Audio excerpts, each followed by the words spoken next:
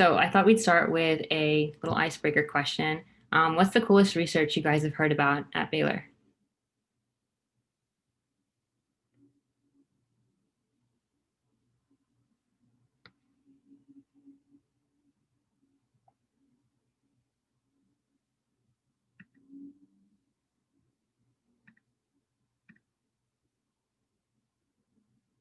Yes, the whale earwax one. Yes, that is an interesting one.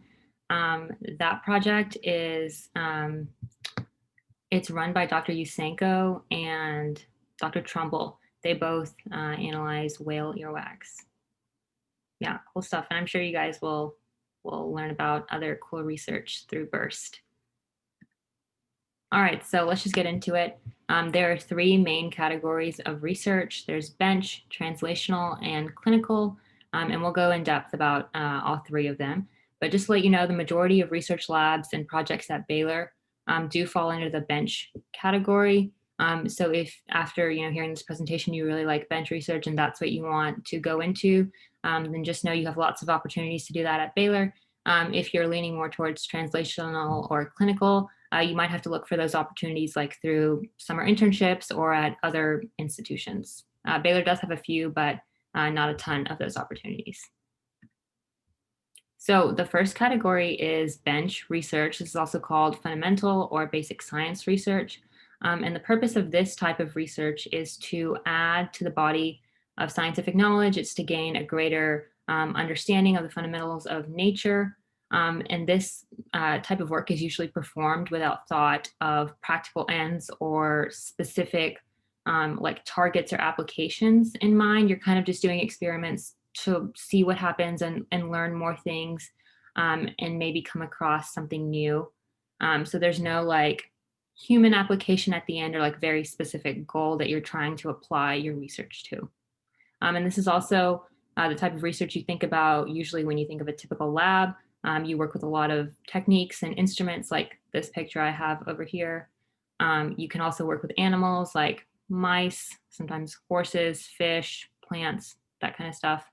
And then also this type of research usually has more independent projects than team-based. So usually like graduate students or undergrads, they're usually doing their own project. And they can obviously like ask other students in the lab for input and help, but usually you're doing your own thing.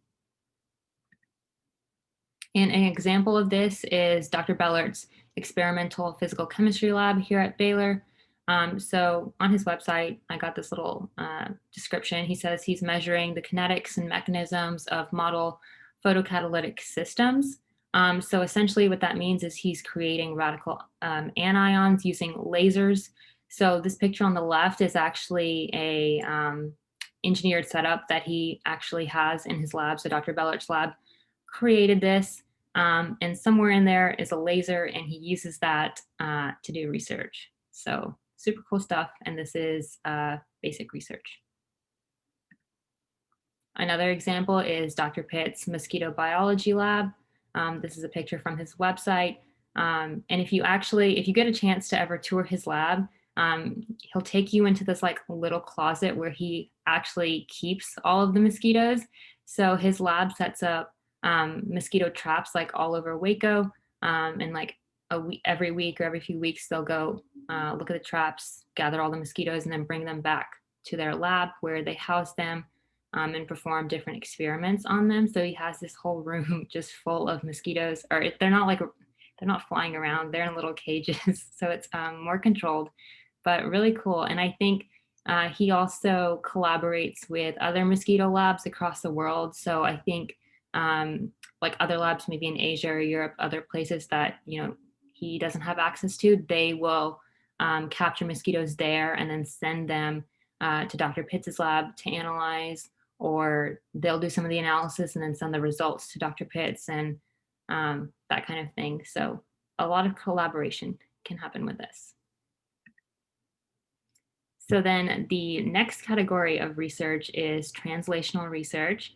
And this kind of fills the gap between the two other categories, basic and clinical research.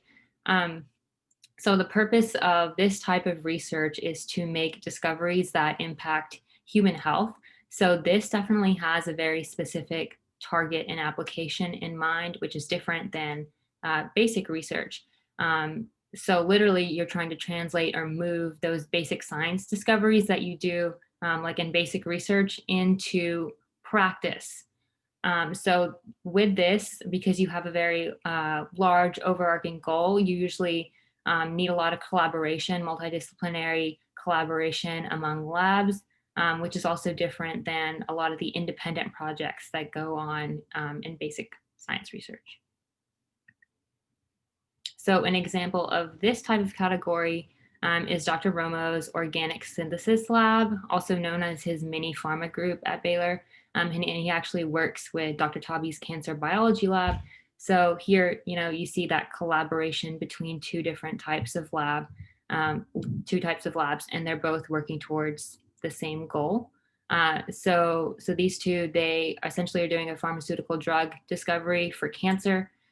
So if you look at this flow chart I have here, you'll see that this group is actually a collaboration between Dr. Tabi, Dr. Romo, and Dr. Hull, and they're all in different academic departments at Baylor. So they're all contributing to the same project, but in very different ways.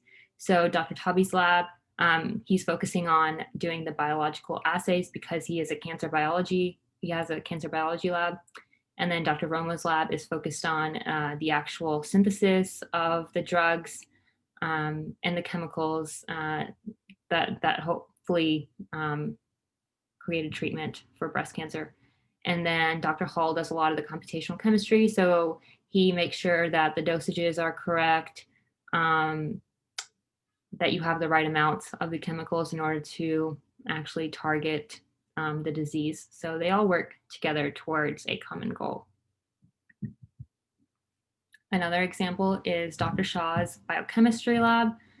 So if you didn't know, a few years ago, Dr. Shaw actually created this app called Cradle, and it's used to detect retinoblastoma by scanning pictures for wide eye. So if you think your kid or a child has retinoblastoma, you could upload, a picture of their face into this app, and the app will like scan it and look for color patterns and things to see if maybe your child has wide eye. So it's a really cool thing to maybe catch this type of disease early and hopefully prevent it from taking a really harmful course. And Dr. Shaw actually came up with this idea because his own son had retinoblastoma, so that's where he got the idea from. But obviously he runs a biochemistry lab, so I'm sure he didn't know how to make an app on his own. So that's why he teamed up with Dr. Hammerly, who is in the engineering and computer science department at Baylor, to help him actually make that app. So Dr. Hammerly knew how to do it and was able to do the coding and set up that app. And Dr. Shaw incorporated all of the biochemistry aspect and how the disease works in order to correctly catch it with the app. So really cool collaboration there. Definitely encourage you guys to check this out. Dr. Shaw is, I think, a little bit of a celebrity at Baylor. He presented this app, in front of Congress. He was on Good Morning America. He's done so many interviews across the world. I'm pretty sure he's a TED Talk. So definitely check it out. Okay, another example of translational research is Dr. Kim's Biosensors Lab. So this is in the biomedical engineering department. And I got this first bullet from his website. He says he's developing a low-cost, label-free, high-sensitivity, high-selectivity, optical cavity-based biosensor for diagnosis. So essentially, he's creating some sort of prototype or device that can be implanted in the eye or somewhere on the face that acts as a diagnosis helper for a physician. So essentially, if it works, it would help catch a disease at an early stage and help the doctor in diagnosing that disease. So pretty cool stuff. And this, just goes to show that even engineering can have a healthcare and biology based application. So yeah, and also his lab is housed at the BRIC, which is the Baylor Research and Innovation Collaborative. So this building is part of Baylor, but it's actually not on campus. It's like down the road from the BSB, and it's where a lot of the engineering, computer science, and a few of the physics labs are located. So if that's interesting to you, I would definitely encourage you to check out the BRIC. In the past, Burst usually does a lab tour of the BRIC, but unfortunately this semester we haven't been able to, but maybe next semester, so stay tuned. Okay, and then the third area of research is clinical research. And I'm sure you guys have all heard of this before. This is mostly focused on studying people, and it's focused on new methods of diagnosis, prevention, and treatment for human diseases. And essentially the goal of this type of research is to collect evidence on the safety and effectiveness of medications, devices, diagnostic products, and treatments. So like if Dr. Tabi and Dr. Romo's group actually create um, create a treatment for breast cancer, it would have to go into clinical trials to test the efficacy of that treatment. So both of those types of research, go hand in hand. Clinical research, you could see it as like the end phase of the three types, because now you're actually testing it on humans and seeing if it actually works and you can use it. So an example of this type of research at Baylor is Dr. Ginty's lab. It's the behavioral medicine lab, and it's in the psychology and neuroscience department. It's not a perfect example of clinical research, but it's pretty close with the options at Baylor. So her lab investigates neurobiology of the peripheral nervous system and cardiovascular responses to stress. So essentially, if you ever sign up to participate in one of her experiments, she likes to say that she's going to stress you out. You're going to go through. I think she might have you do like different exercises or like mental tests, and just put you on edge, stress you out, and then see how those things affect your body. Like, does your heart rate go up? Like, are you breathing heavier? Just different things like that. So she definitely works with humans. Another example is Dr. Dolan's substance abuse lab, and this is also in the psych and neuroscience department. And her lab focuses on neuropsychological function in people with substance abuse and other impulse control disorders. And she's trying to develop a novel behavioral treatment for people with these different neuropsychological profiles. So essentially, like if you have substance abuse, it's going to affect your brain chemistry, and it's going to affect your brain chemistry differently between every person. So she's trying to look at those differences, and based on that, maybe create like a very unique treatment plan for every person. So if you've heard of personalized medicine, this would be an example of that. It's tailoring treatments and medications specific to how diseases and substance abuse specifically affect that person. So those were all of the examples I had. And in this slide, I just wanted to show you that there are so many research departments at Baylor, not just the ones I talked about. So all of these departments do research. So if you are interested in any of these different fields, definitely look into them, because I'm sure you'll find some project or some professor that's interesting to you, and then hopefully you can get involved in that. Okay, so now let's move on to the second half of this workshop.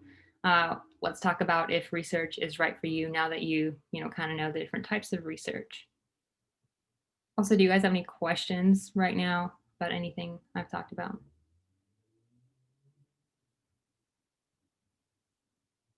Okay, great. So before we get into the specifics, I just wanted to make sure we were all on the same page about some of the vocabulary and terminology I'll be using. So when you hear the word principal investigator or PI, this refers to the professor who is in charge of the lab. So for example, like Dr. Tabi's cancer biology lab, Dr. Tabi is the PI, and he has different kinds of students that work in his lab. So one of the kind of students is a postdoctoral student. So this person already has their PhD, So they are a doctor, and they do get paid, but they'll only be around for about 1 to 2 years because they're doing their postdoc. So they've already gotten their PhD. So at this point, they're in a new lab trying to learn new things before, they start their own career. Another type of student is the graduate student. So this is going to be all of the TAs that you have in your labs, like, your chem lab, genetics lab, things like that. They are currently pursuing their PhD, and you do get paid for getting a PhD in science, if you didn't know. And usually the PhD takes 1 to 5 years, so they'll be around for much longer until they get their PhD. And then the third type of student in the lab is the undergraduate student, which is all of you. So these people, usually don't get paid. They are most of the time volunteering their time in lab, especially when you're first starting out in the lab. So just know that that is the expectation. Okay, so then here are some good reasons to join a research lab. Mainly, I just want to communicate that you should join a research lab thoughtfully and seriously. And because you're actually interested in it, don't try to do it because you think it looks good for professional school, or like you have to have it for your resume. It's not the case. Lots of people go to medical school or professional school without doing research. They still get in, so like it's by no means a requirement. But if you're interested in research, it's a great way just to learn more about a field that you're interested in. And if you want to do research in the future, then it's best to start early and figure out what it's all about. So here I've listed some different reasons. For graduate school, research is a requirement because in graduate school, all you do is research. So they want you to have had some prior experience doing it. And like I said, you don't have to do it for medical school, but it could supplement your application. Gaining academic credentials to expand your resume. So don't try to do research just to put it on your resume, but there are some byproducts of doing research that you could put on your resume, like when you learn different techniques, like how to do a PCR, or run a gel, or learn how to control a mass spectrometry instrument, things like that. Or if you learn to code, those are really great things that you could put on your resume. And then you'll also get to learn things in like how to communicate better, written and oral communication, better critical thinking, problem solving, teamwork, all of that. That just goes into working in a lab. You develop all of those soft skills. And then, like I mentioned, you'll get to explore more research techniques. And then finally, you can also earn course credit for doing research. And I'll talk about that a little bit more at the end. So before you actually get involved in research, you should think about a few different factors. One thing is time, like how much time do you actually have to give to a research lab? Research is pretty, time intensive. It is a commitment, so you shouldn't just, casually do it. You should make sure you actually have the time in your schedule to be able to balance it and commit to it. So definitely consider that. Also think about your goals. What do you hope to gain from this experience? What are your long-term goals? How long are you planning to be a part of the lab? If you just want to try it out, I don't think a lot of labs will take the time to invest in you if you're just going to be around for like a few weeks or a semester. Because like we'll talk about later, all the graduate students and the PI will be investing time in you to train you on the instruments and things that they're working on. So, if you just leave like after a semester or a few months, all of that time kind of went to waste because then you're no longer contributing to the lab. So just make sure, you maybe have a long-term idea of how long you want to stay in that lab. Obviously, if you end up hating the lab and you don't like it, then obviously leave. But hopefully you like it at the beginning so that you stay. And then also, where do you want to do your research? Do you want to do it, at Baylor during the school year, or would you rather, focus on classes during the school year and then maybe do research like during the summers or over your breaks and do an internship? And that's perfectly fine. That's a great way to do research. Some of those positions are actually paid, so that might be a bonus. And then if you do it at Baylor, sometimes you can get research credit. Okay, so then when is the right time to do research? So I have a timeline here of maybe like different points in time during your Baylor journey that you could get started in research. So I actually want to ask you guys, when do you think is the right time to get into research?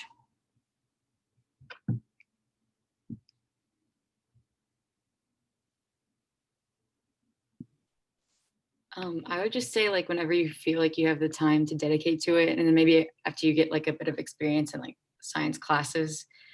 So maybe not like first semester freshman year, but maybe like second semester or sophomore year. So you still have time to be in the lab. Yeah, that's awesome. Great point. Anyone else think differently? I agree. I think sophomore year is probably a good time because that way you can make a good time commitment to the lab, but then your senior year, when you're kind of more focused on next steps after graduation, you're not having to commit that time each week to the lab. Yeah, that's a great point. Anyone else?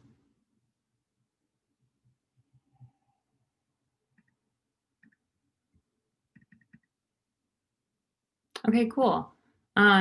So essentially, there's no right time to do research. Like Annalise said, it really depends on when you're ready, when you have that time, and when you feel comfortable to get started doing research. But obviously, if you're taking 18 hours in a semester, that's probably not the best time to start doing research because you just don't have the time to commit to it. Um, so it really depends on what works for you. For some people, it could be, sophomore year or after or the summer after sophomore year. For others, like if you've done research in the past, like maybe in high school or an internship over the summer, and you're already familiar with it, then maybe freshman year is the time for you because you're already familiar with it. So I know people, who started in research as early as like the end of their first semester freshman year or like second semester freshman year.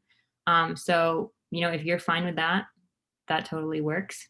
And then I also know people who have waited until like their senior year to start doing research. And honestly, that's not a bad time either. Of course, you're not going to be able to stay in it for as long, but it just goes to show like, like if it was a senior, maybe a pre-med doing research their senior year and they've already applied to medical school, then like they can't put that research experience on their application because they already submitted their application. So really they're doing this research because they're actually passionate, about it. They're not actually getting anything in return, resume or application wise. So, I mean, if it takes you until senior year to figure out like what lab you want to join, then, you know, don't, don't be deterred. It's not too late. You can still do it. Okay, so now that we've talked about if research is right for you, what do you do next? So now you should figure out what kind of research experience you want. There are several different experiences, some at Baylor and some outside of Baylor. So just make sure you know all of those options and you make the best decision for you. So the biggest or like the most common type of experience is like your typical lab based research at Baylor. So all of the labs at the BSB or the Brick or at the Tower downtown, those are all lab based experiences. If STEM research is not for you and you're more into the humanities, know that you can still do research in that field. It involves a lot more literary analysis because you're using sources that have already been published and you're kind of making more and new conclusions based on those sources. So like if you're a U Scholar, you're in the honors college, I know they push a lot of like humanities, philosophy, those kind of things. So if you want to do research in that, you definitely can. And then like I mentioned, you can do a summer research internship. Baylor has a few that they do on campus, and then there's obviously so many outside of Baylor, so you can do that. school year research internships at Baylor. I only know of one. It's the one at the VA in Waco. So like you would do that internship during the academic year, but you might be able to find others if that's what you want to do. And then another cool way to do research is through the Baylor Cures classes. I don't know if you guys know about them, but Cures stands for Course-Based Research Experience. And these are primarily in the biology department. And in these classes, you get to like work on a research project like for the class and then present your project at the end of the semester, at the end of the year for the Baylor Cures Symposium. So if you've never like had research experience before, this is a great way to get introduced to it because it's a very structured experience and you're learning about it like through one of your classes and it's taught by a Baylor professor. So obviously they know what they're doing. Examples of these are like the Bears in the Sea Lab, Dr. Adair's silly cure, silly phages, C phages, and silly cure classes. Dr. Harville's wetlands biology class. HPhys, the HPhys lab is actually technically a Baylor Cures class because you actually like design your own experiment and test it out on the students in your lab and then get to present your project at the end of the semester. And that's an upper level biology class. I think all of the other ones are like 13 something or 23 something. And I think the genetics lab, one section of it is also a cures class. So if you're interested in any of those, check them out. And then I also added virtual research outside of Baylor, just because, COVID is on like happening right now and a lot of opportunities are limited. But don't let that limit you. If you are truly passionate about research and you want to be involved, even if you're not in Waco or like you're just more comfortable staying at home and not leaving your house, you can still do research that way. You can email, labs at Baylor or maybe in your hometown or other places and ask them if they have anything that you can do remotely. You can do a lot of like data analysis, literature analysis. You can, help write papers or articles or abstracts. You can do a lot of editing. Yes, these are like small tasks, but they still count. You're still doing research. You're still actively contributing to a lab. So look into this option if you would prefer a virtual opportunity. Okay, so now I want to talk about a few resources that you guys should know about if you're interested in pursuing research. So first one, of course, is the BURST Research Database. It's on our website. One of the tabs says Research Database, and you can find the list of all of the different research opportunities on campus at that link. On that same page, there's also a bunch of national internships listed. So ones at Baylor, but also ones like all over the country. So it's just a great place to get started if you're looking for internships and you don't know where to find them. Another resource to use is the pre-health lab site. So this one is where you can find all of the Baylor pre-health internships, like the VA one I mentioned. If you've heard of Be True, the summer research internship at Baylor, it's listed on that website. I actually did that internship the summer after my freshman year and loved it.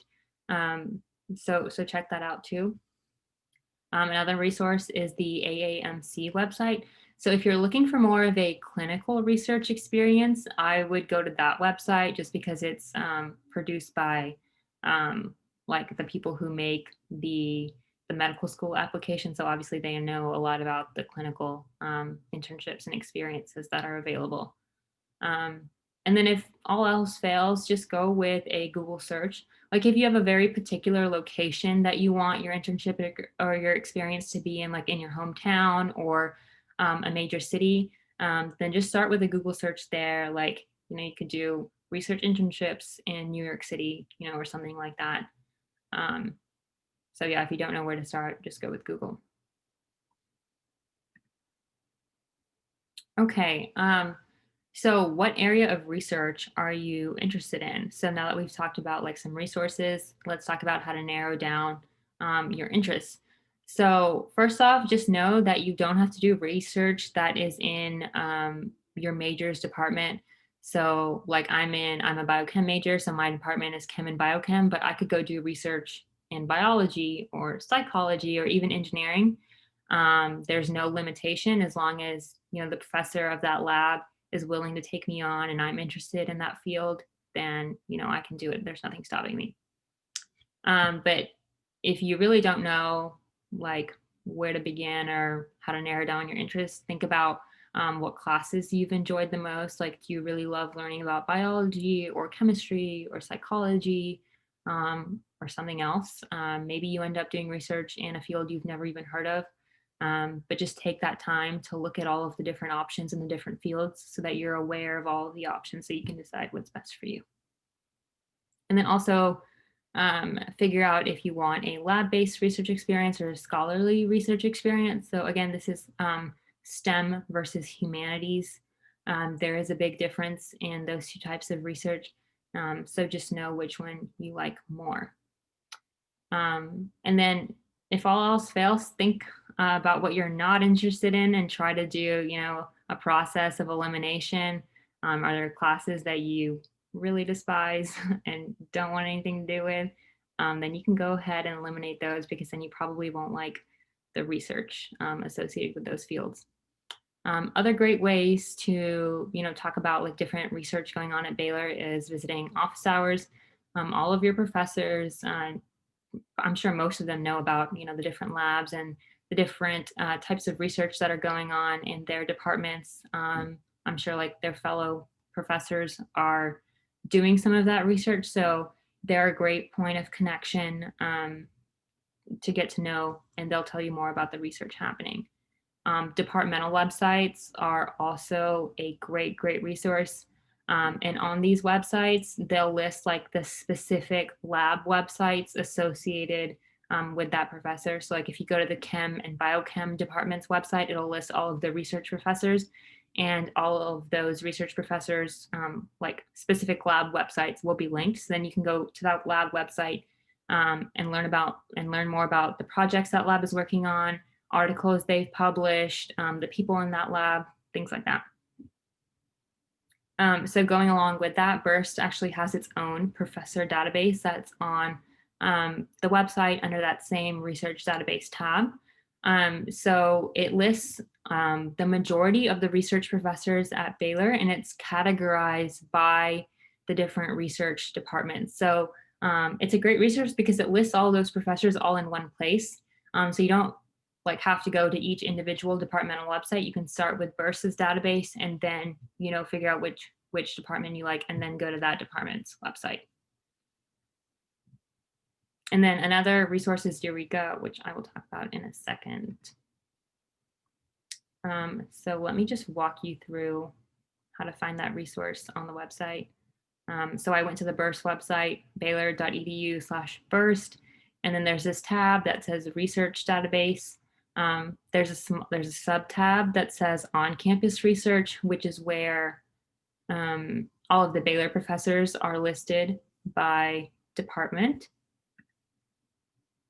But the main tab has a bunch of different databases. So there's a list of undergrads in Burst who are currently part of a lab.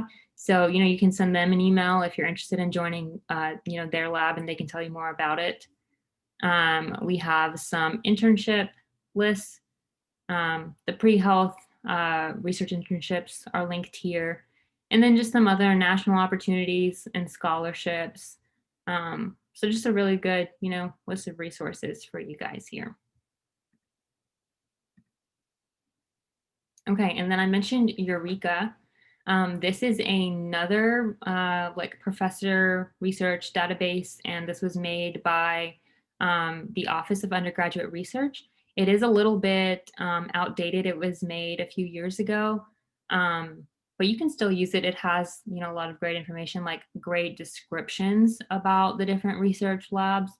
So you can still check it out, but just know some of the information might be a little old. Okay, and then once you're going through, these different lists of professors and you're reading about their labs, I just wanted to make a distinction about the different types of professors in case any of y'all were confused because a lot of people don't know about this. So I just wanted to clear that up. All of the professors at Baylor, like, if they have a PhD and you address them as doctor, they all conducted research during graduate school while they were getting their PhD, but not everyone is currently doing research. So if you see a professor with, or let me say, if you see a faculty member with the title of lecturer or lab coordinator, that means that they're not currently doing research at Baylor, like they don't actually have a lab. So just know that, like, don't go ask Dr. Minky if you can go join her lab because she doesn't have one. So just keep that in mind. And then there are 3 different types of professor titles that are associated with labs. So if you see assistant professor, that title is given to a new professor as like they just started teaching and they just started at Baylor and they do research.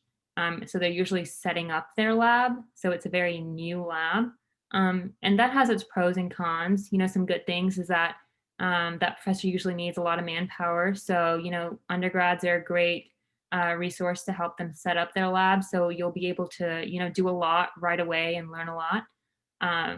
So that's really cool. And they're productivity driven. There's a saying in academia, publish or perish. So new professors definitely need to publish because they're trying to build up their career and their reputation. So they need those publications. So if you're able to help them, on their research, that might help you, get put on one of their publications, so that would be a great bonus. But one of the, I guess, cons is since they are new, they don't really have an established lab and don't really have like graduate students or postdocs or, mentors that can help you. So you're going to be doing a lot of learning on your own in the beginning. No one's going to be able to like walk you through everything. And then associate professor, these professors are a little bit more established, so they've been doing this for a while. And then a full professor, they have a very well-established lab, meaning they've been working with undergrads for years. They have lots of graduate students, maybe some postdocs. They know what they're doing. Everyone in the lab knows what they're doing. So if you decide to join that, like you will, I'm sure, like 90% sure that you'll have a mentor or like a graduate student or someone, or even an older undergrad that you can work with on a project. You won't really be like figuring out something on your own. You'll always have someone to guide you. Okay, so now how do you actually get started doing research? Here are some steps that I would suggest you guys take. So first of all, carefully, you want to go into research after making a very careful and thoughtful decision. You don't want to rush this. You don't want to do this carelessly because it is a serious commitment. So I'd say the number one step is do your own research on the lab that you are deciding to pursue, or join. Go to their lab website, read recently published articles from that PI, and really figure out if you like their projects, if you understand their research. If you don't, like Google some of the terms, try to figure it out. Really take that time to understand what they're actually working on. Because I would hate for you guys to start working on a project you don't even understand or like think you understand. Obviously, you don't need to know everything, but you should have an idea of what you would be doing if you were to join that lab. Another way to learn about that lab is to read posters outside the lab, in the hallways. Like if you're walking around the BSB, like in the back hallways, you'll see all those posters from all the different labs. If you know where that lab is physically located, you could go to that hallway and read their posters. And usually posters are, less intimidating and a little bit easier to understand than a full journal article. So that's another, good resource to use. And then also try to figure out if that lab is even looking for undergrads. It really depends on like the time during the semester that you're thinking about joining.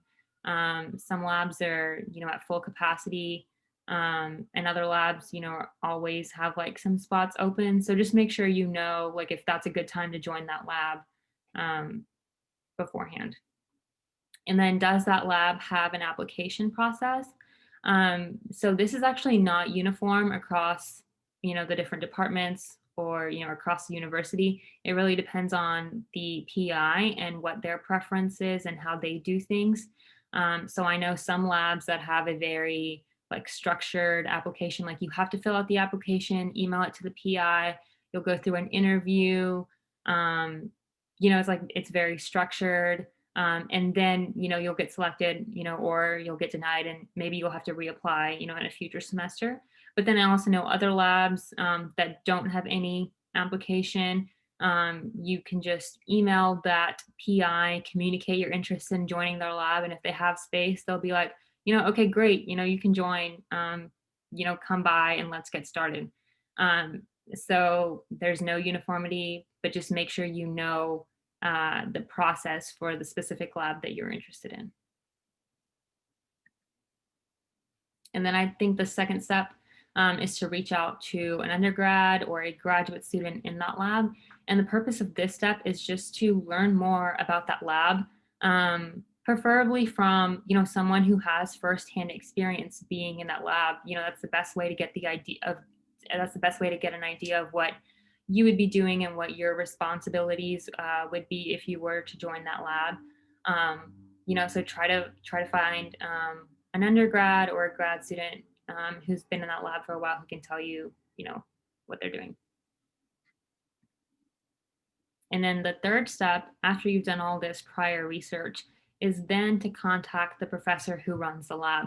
You don't want to contact the professor first, and then do your research second, because then, you're not prepared and that's going to show in your communication. So you definitely want to, take the time to learn about the lab and understand it before you reach out, to the professor, because you want to make sure you're presenting your best self and, you're being very, very professional, and you're showing that you have taken the time to learn about their lab, before you just email them. So again, if that lab has an application or formal process, then refer to that. But if they don't, then I would use these things that I've listed on the slide. So if you're sending an email, you want to make sure it's professional, and then I suggest you include some of these things that I've mentioned. So probably like in your opening paragraph, you want to include some background about yourself, introduce yourself, especially if that professor, doesn't know you or hasn't taught you before. Definitely do that. And then your second paragraph, you want to communicate your interest in joining their lab. So you don't want to ask outright, like, can I join your lab? You kind of want to build up to that. A better question would be, can I set up a meeting with you to talk about your research? Or can you recommend me some different ways I can learn more about your lab? That would be a better question. Then eventually, as you guys like talk back and forth, then you can ask to join their lab, because then at that point the professor has talked to you a little bit. They know a little bit more about you, so then hopefully they'll say yes. And then in that third paragraph, you want to demonstrate your interest. Why do you want to join that lab? And this is where all of that prior research you've done is going to show up. So if you took the time to read those posters or those journal articles from that lab, you want to mention that you did that, because that'll show the professor that you actually did it, and you put in some time before you just emailed them. So if you thought of questions while reading the poster, or about that project, you can list them there. Or if you want to know more about a very specific project, you would mention it there. Essentially, you're just trying to show that you did your homework and you didn't just, email them on a whim. That's just gonna, help distinguish you from everyone else who is applying to the lab, because I guarantee you not everyone who emails professors puts in the effort in preparation and does their own research. So if you do that, it's definitely gonna, help your case. And then an optional thing you can do is attach your resume or transcript. If you're fine with sharing that and there's like nothing outstandingly bad, about it, then it's just something you can include. The professor might ask you for it, but you could just include it anyway, so it just eliminates that extra step. Some professors, don't require it, but if it helps you and they glance at it, then who knows, it might work in your favor. So just attach that, but you don't have to. And then the fourth step is just to learn more about that lab before you officially commit. So this would usually happen after you sent that initial email, and maybe after you've had an interview with the professor. You're still trying to figure out, is this the right lab for me before you actually commit? So you can do things like go to the weekly group meeting. Every single lab has some version of this where all the members in the lab get together once a week and update each other on the projects that they're working on and their plans for the next week. And the PI will usually share updates about grants or different orders or just whatever they want to talk about. So going to them will definitely help you understand what all is going on in that lab. Another thing you can do is tour the lab. You can tour it if you've toured it in the past, through Burst or other organizations, that's always a plus. But you can ask, the PI or a graduate student or undergrad, ask if you can go into the lab and if they'd show you around, just so you get a feel of the space and see some of the instruments and things that you might actually be working with. And with that, or while you do that, you can also shadow one of the grad students or undergrad students with whatever they're doing. If they're running a gel or they're performing a specific experiment, ask if you can just watch them and ask questions about what they're doing. That'll just help you learn more about what you could possibly be doing. And then other things you should think about is what is the time commitment for that lab. So usually the PI or one of the students will tell you up front what's the expected time commitment. So just make sure you can actually make it work before you say yes. If you know that time commitment is too much for you and you just can't, it's just better to say no to that lab, or at least just be honest. Tell that professor, I can't actually commit to 20 hours in the lab a week. It would be more feasible for me to do 10 hours a week. Is that a possibility? Can we make that work? So as long as you're honest, I would think that the professor would be willing to work with you and work around that. But definitely be honest and don't, overcommit, because that's just going to create problems in the end. And I do think a lot of the professors are very understanding of that. Personally, my PI, he always tells the undergrads, to put their classes first, school comes first. So he knows that, if there's a week I have a lot of tests, that I probably won't be in the lab, but then I'll make up for it by going into the lab on a weekend, or just going in more the following week. So it's pretty flexible, and you can, manage your time accordingly, as long as you're just getting your things done and you're being very honest and transparent, about your time. And then, will you be working with a mentor or alone? I would recommend trying to find a mentor or a graduate student that you can work with, especially in the beginning, because there is a pretty steep learning curve that happens when you get started in research. So it really helps if you have someone, you can always turn to and ask questions to if you're confused about anything. And then while you're, going to group meeting and touring the lab and things, try to figure out if you actually like the people in that lab, because you'll be spending a lot of time around those people. So just make sure they're good, friendly, professional people. If you feel uncomfortable at all, you can still say no to that lab because you haven't officially committed. So just make sure you take the time to figure that out.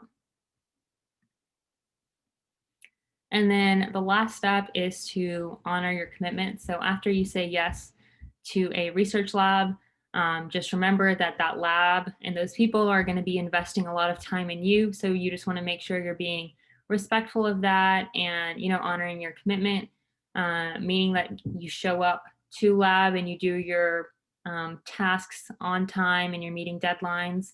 Like if you say you're going to do something, you actually do it and you follow through. So just make sure you're doing that. And then honestly, just try to learn as much as you can and ask lots of questions.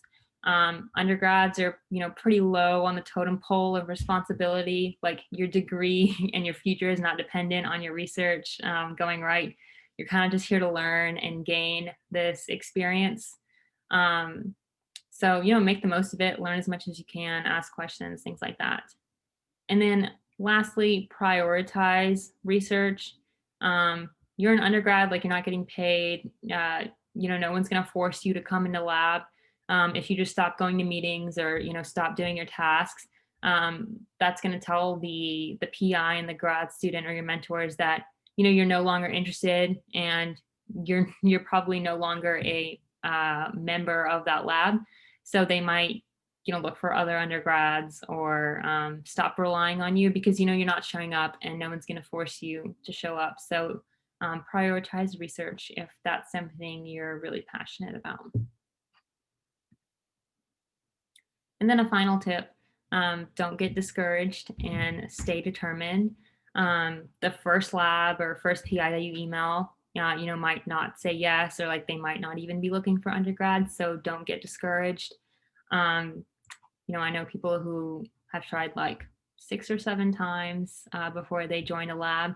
But I think the commonality I've seen in all of my friends and things, they always find an experience, in the end, even if it's not the one that they wanted at first. So if you're truly interested in research, you will find some experience, whether that's at Baylor, or an internship or somewhere else. And it might not be like the exact time that you want it. You might have to wait a little bit, but it's worth waiting for. So just stay determined and be persistent.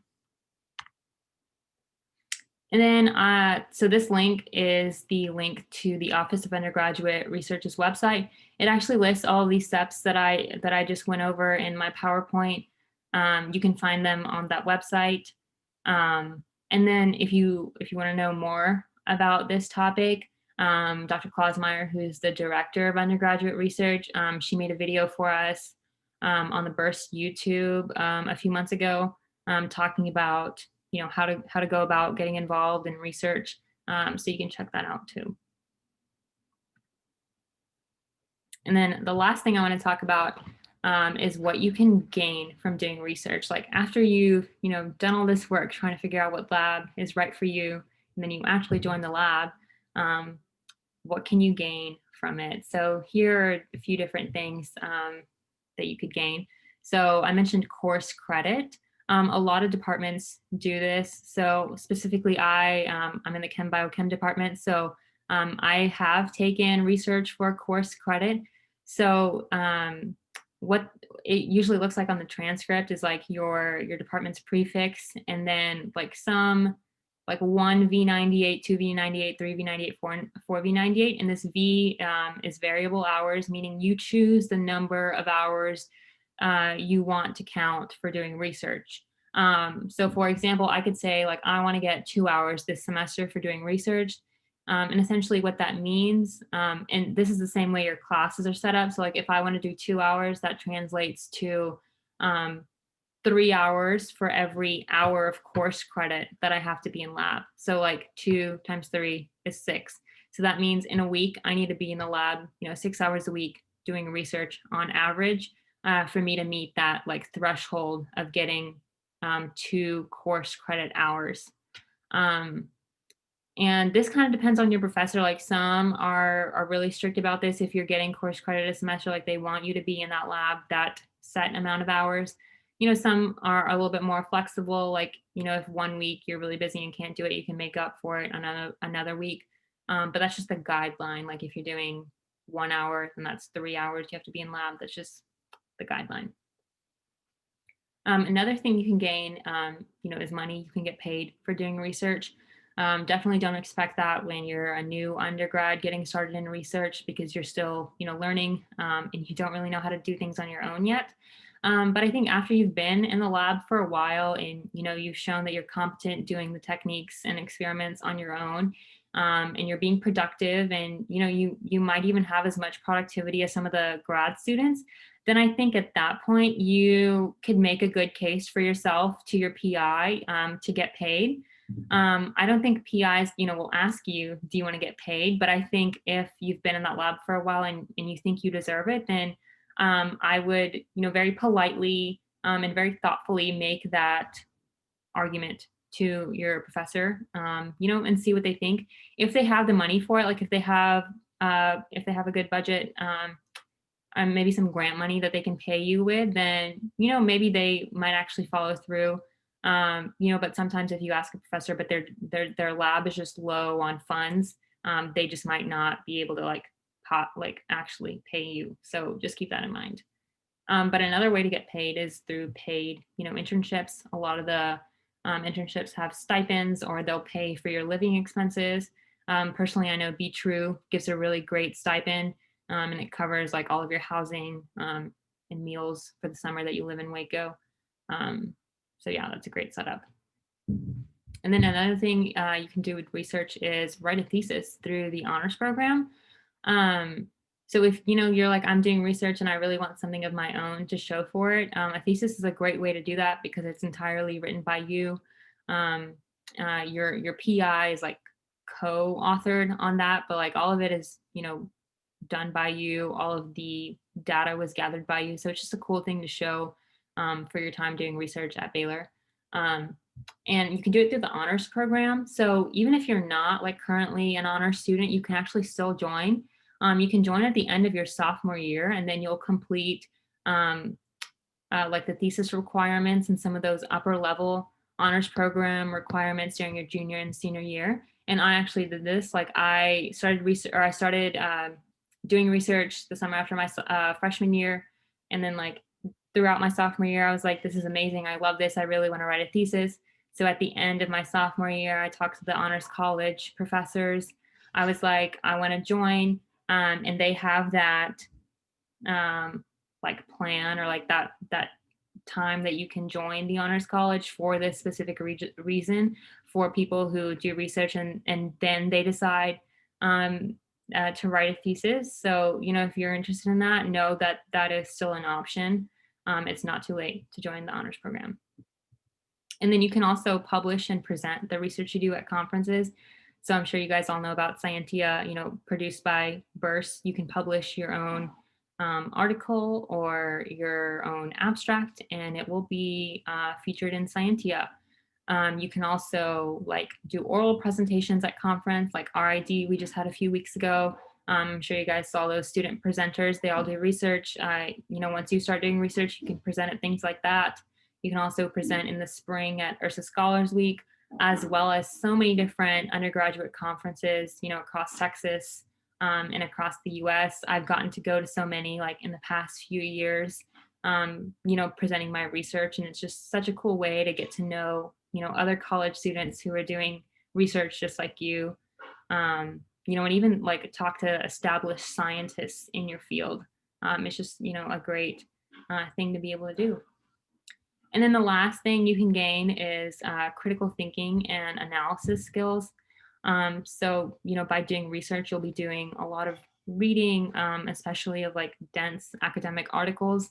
So that's really going to help you not only like prepare for the MCAT, the CARS section, but reading academic articles is such an important skill to have for any future science professions. Whether you go to medical school or graduate school or like some other professional school, you're going to be doing a lot of reading of like research and academic articles. So if you can start doing that now, like through research or even through journal clubs, in Burst, you're really helping yourself and you're setting yourself up for success.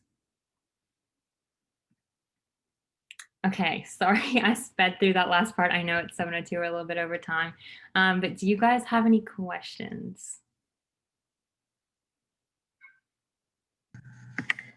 Yeah, I had a question. So you said earlier that when you're emailing your professor about research, you should have you should be like going back and forth between multiple emails before you ask. Like, how long do you think you should wait? Do you think you should have like gone to a meeting or gone to a lab tour first before? Like, how long do you think you should wait? Yeah. I mean, I think it really depends. However long you think it will take you for that professor, to just get a better idea of you. Like, maybe that first email is asking to set up a meeting or just talking more about their research. And then you actually have that meeting, and they answer your questions about research. I think like at the end of that meeting, you could ask them like, oh, are you looking for undergraduates? Like, do you have spots? I would be interested in joining. And then, they'll tell you one way or the other. If they say yes, um, tell them like, yes, I'm interested. And, they might tell you like, okay, this is what you should do next.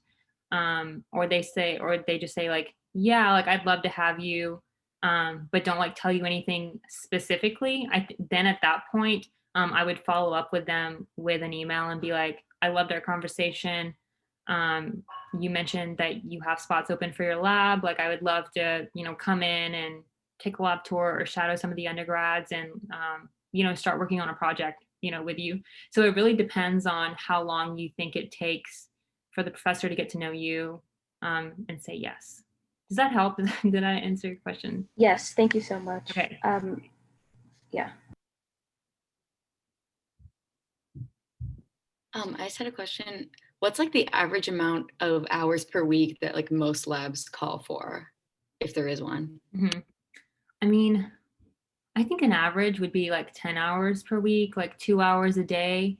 Um, but there's a lot of flexibility on that. Like even if you were doing 10 hours a day, like some people like in OChem labs, you need a lot of like hours back to back to run an experiment. Like you need 5 hours in a row to actually like get something done. So then it would be like just 2 days a week, like 5 hours each, so the way it splits up is really flexible. But I know in some other labs that do a lot of like human experiments, it needs a lot more time, like maybe 20 hours a week, just because like there's so much to do. But then I know there are other labs that could be as low as like 5 hours a week, or you're just coming in when you actually need to do things. Um, like right now, it's just the way it's worked out in my lab. I'm doing a lot of things remotely just because I'm doing a lot of data analysis. So I'm doing a lot of things from home. So I'm not really going into the lab that much. I think I probably go into the lab like twice a week. And it's only for like an hour or two, but then I'm doing a lot like on my own at home. So it really depends.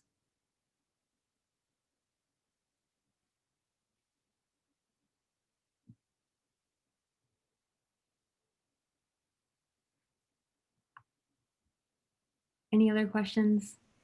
Yeah, just one more. So if you're just like looking at like the Burst website and like seeing different professors to research, do you know if like, how do I ask if like do you have a mentor or anything like that? And like, how do you ask those specific questions about like timing and like how much you want them to go and stuff like that? Like, or how long you should be there? And how do you ask that like when you already established some kind of connection with the professor? Yeah. So like in that initial email you send the professor, I think you should focus on like communicating your interest and show that you've done that like research on your own about their lab.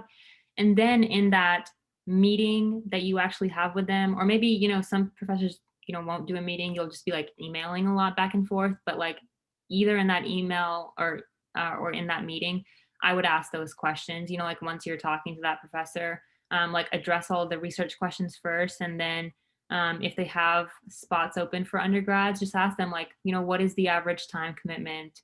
Like what would I be responsible for? Things like that. Especially if all of that is not listed on their website or you haven't been able to find it out before.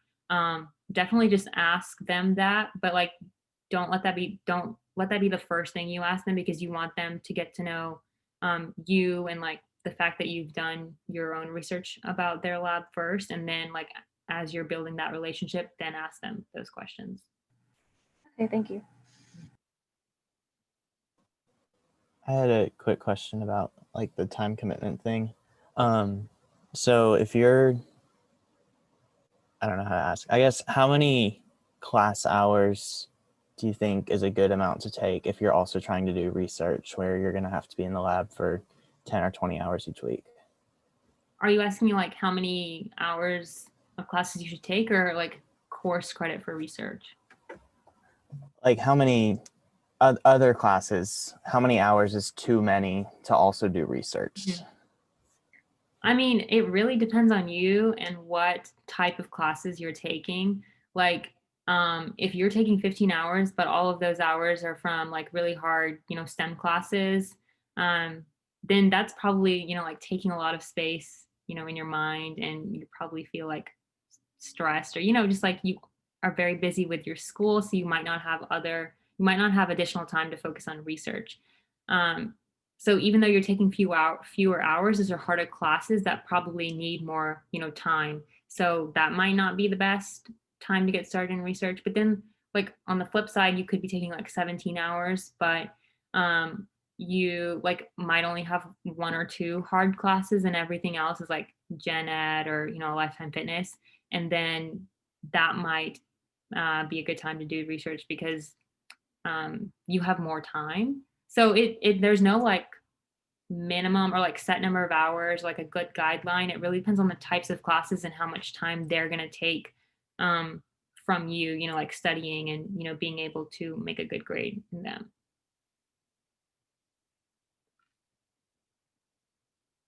But I would not go with 18, even if they're easy classes, because that's just a lot.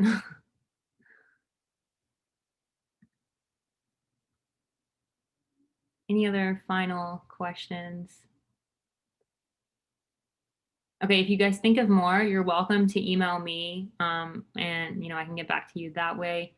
Thank you all so much for attending. So sorry we went over time. If another burst member is attending this meeting like with you, you're welcome to just type their name in the chat so Lexi can record that and get you guys your points. And also just a quick reminder, Thursday, so not tomorrow, Thursday is the 5th general meeting. Very excited about this one because we're going to have 3 NSF award winning researchers on this panel from Baylor. There are 4, but we were only able to get 3. The 4th one was busy, but like this is the most number of NSF awards Baylor's ever gotten in a year. So like very exciting stuff. You don't want to miss it. All right, thanks guys. Email me if you have more questions. Thank you so much. That was really helpful. Yeah, thank you. Yeah, no problem.